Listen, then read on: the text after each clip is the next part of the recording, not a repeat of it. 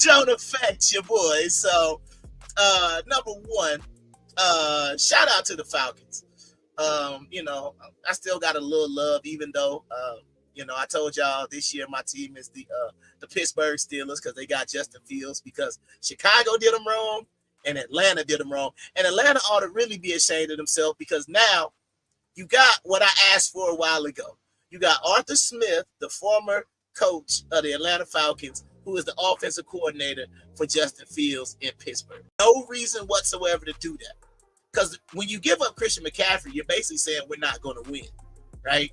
So you give up arguably, he was, I think he wasn't the offensive MVP, but one of the best players in the league, right? Probably the best running back in the league. You could argue different people, but depends on overall. He's got to be the best. He can catch the ball. I'm not sure how his blocking is. He can run the ball, obviously.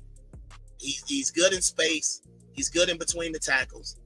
I don't know how his pass blocking is. It is what it is. But I think Christian McCaffrey is probably the best running back in the league. So Carolina decide, hey, Bryce Young, we know you've been a starter since you were a rookie last year, but we're going to go to Andy Dalton.